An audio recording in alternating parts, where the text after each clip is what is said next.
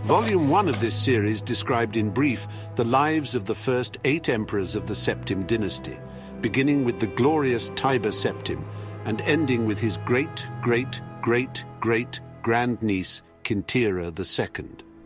Kintyra's murder in Glenpoint while in captivity is considered by some to be the end of the pure strain of Septim blood in the Imperial family. Certainly it marks the end of something significant. Uriel III not only proclaimed himself Emperor of Tamriel, but also Uriel Septim III, taking the eminent surname as a title. In truth, his surname was Mantiarco from his father's line.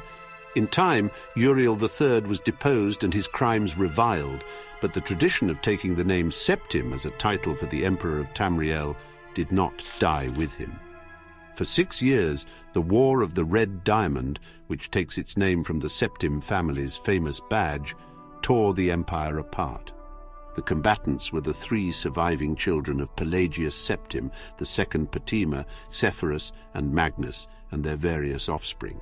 Potema, of course, supported her son, Uriel III, and had the combined support of all of Skyrim and northern Morrowind. With the efforts of Sepphoris and Magnus, however, the province of High Rock turned coat. The provinces of Hammerfell, Somerset Isle, Valenwood, Elsewhere, and Black Marsh were divided in their loyalty, but most kings supported Sepphoris and Magnus. In year 127 of the Third Era, Uriel III was captured at the Battle of Ichidag in Hammerfell. En route to his trial in the Imperial city, a mob overtook his prisoner's carriage and burned him alive within it. His captor and uncle continued on to the Imperial city, and by common acclaim was proclaimed Sepphoris I, Emperor of Tamriel. Sepphoris's reign was marked by nothing but war. By all accounts, he was a kind and intelligent man, but what Tamriel needed was a great warrior, and he, fortunately, was that. It took an additional 10 years of constant warfare for him to defeat his sister Potema, the so-called Wolf Queen of Solitude, who died in the siege of her city-state in the year 137. Sepphoris survived his sister by only 3 years. He never had time during the war years to marry, so it was his brother, the 4th child of Pelagius Septim II, who assumed the throne. The Emperor Magnus was already elderly when he took up the imperial diadem, and the business of punishing the traitorous kings of the War of the Red Diamond drained much of his remaining strength. Legend accuses Magnus's son and heir, Pelagius Septim III, of patricide, but that seems highly unlikely for no other reason than that Pelagius was king of Solitude following the death of Potema, and seldom visited the imperial city. Pelagius Septim III, sometimes called Pelagius the Mad, was proclaimed emperor in the 145th year of the Third Era. Almost from the start, his eccentricities of behavior were noted at court.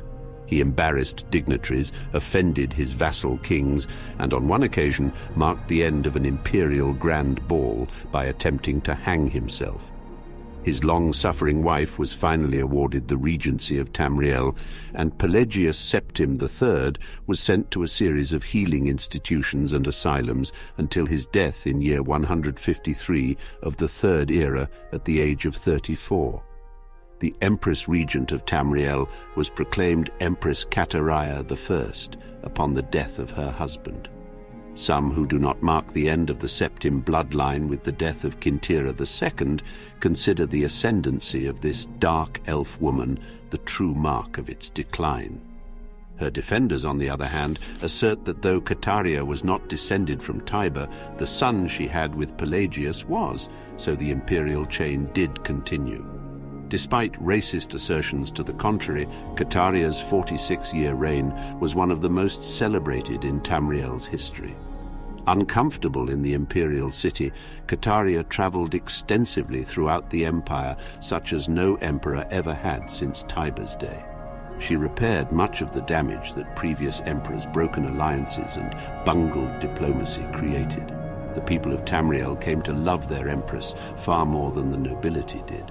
Katariah's death in a minor skirmish in Black Marsh is a favorite subject of conspiracy-minded historians.